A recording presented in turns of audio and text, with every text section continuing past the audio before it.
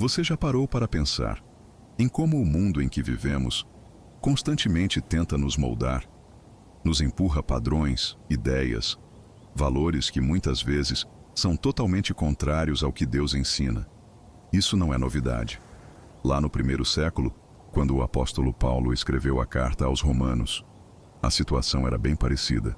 Roma era o centro da cultura, do poder, da influência no mundo daquela época. Mas, ao mesmo tempo, era uma sociedade mergulhada na imoralidade, na idolatria, e completamente afastada de Deus. Naquela cultura, os homens romanos, por exemplo, podiam ter relações fora do casamento, mesmo sendo casados. Ninguém via problema nisso. Era algo normalizado. Eles adoravam múltiplos deuses. Cada um escolhia aquilo que mais lhe convinha. E os valores daquela sociedade iam na contramão da fé cristã. E é nesse contexto que Paulo escreve à Igreja de Roma. Ele traz um chamado, um alerta, uma convocação. Em Romanos capítulo 12, versos 1 e 2, ele diz: Portanto, irmãos, pelas misericórdias de Deus, apresentem seus corpos como sacrifício vivo, santo e agradável a Deus.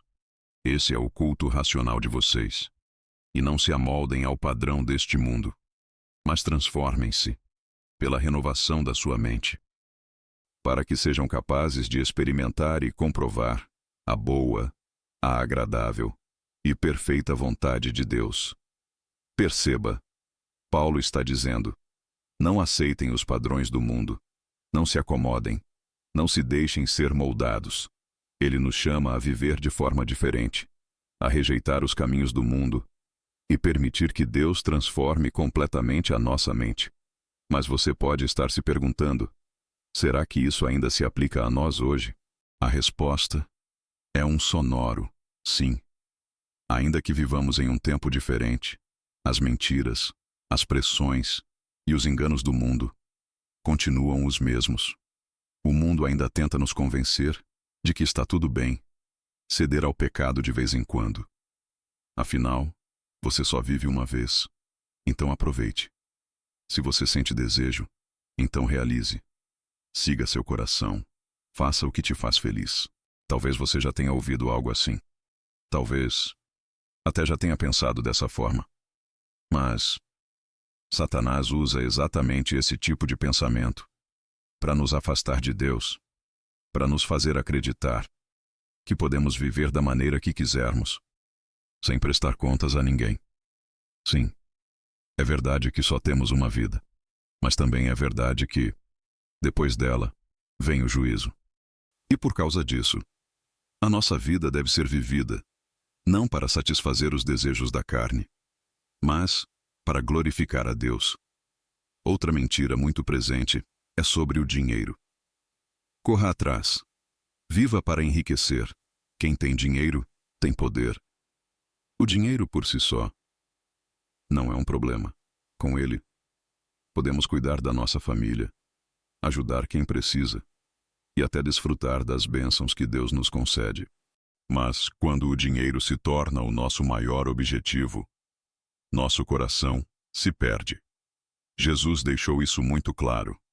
Em Mateus capítulo 6, verso 21.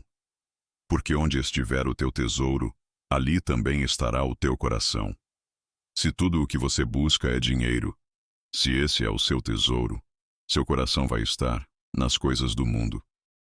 Mas, se seu maior tesouro é Deus, se sua busca é pela presença dele, então, seu coração estará alinhado com o céu. E há ainda um engano, sutil e destrutivo.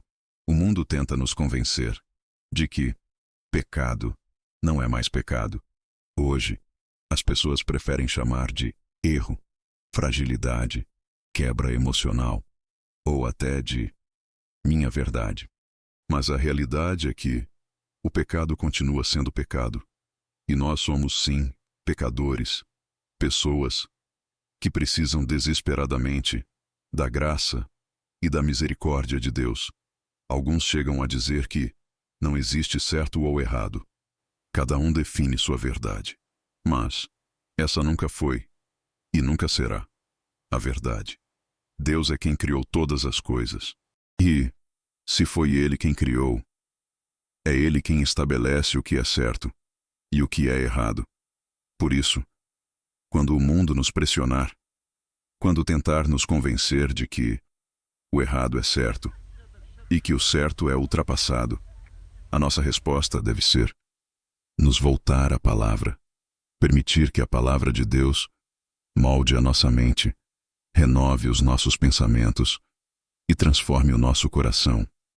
Apresentar nossas dúvidas, nossas lutas, nossos questionamentos diante de Deus em oração e substituir as mentiras do mundo pela verdade eterna da palavra. Quando fazemos isso, Deus fortalece nosso coração, nos firma na fé e nos capacita a não ceder. Escolher não seguir os padrões do mundo pode sim ter um custo. Você pode abrir mão de certos prazeres, de desejos da carne, de pecados que por vezes parecem atrativos. Pode até perder dinheiro ou oportunidades, mas, em troca, você ganha algo que não tem preço, um relacionamento íntimo, profundo e eterno com Deus. E isso, meu irmão, minha irmã, é o que verdadeiramente importa. Senhor meu Deus, eu te agradeço, porque tu és um Deus que não olha para a aparência, mas olha diretamente para o nosso coração. Tu não me vês como o mundo me vê. Tu não olhas para o exterior, mas sondas o mais profundo do meu ser. Por isso eu oro e peço que quando olhares para mim, Rei Jesus, encontres um coração disposto, um coração que confia, que depende e que se entrega completamente a ti. Espírito Santo, ajuda-me a ter a tua palavra viva, gravada no meu coração, para que eu não peque contra ti. Senhor, como está escrito em Ezequiel 36, verso 26. E vos darei um coração novo, e porei dentro de vós um espírito novo. Tirarei de vós o coração de pedra, e vos darei um coração de carne. Cria em mim, ó Deus, um coração puro, renova em mim um espírito reto. Ajuda-me, Pai, a guardar meu coração, porque dele procedem as fontes da vida. Senhor, eu desejo transformação real, mudança verdadeira, não uma mudança superficial, mas algo profundo, duradouro, visível na minha vida, nos meus hábitos, nos meus pensamentos e nas minhas atitudes.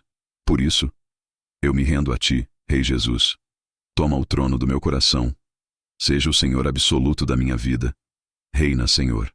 Governa, controla cada pensamento, cada emoção, cada decisão.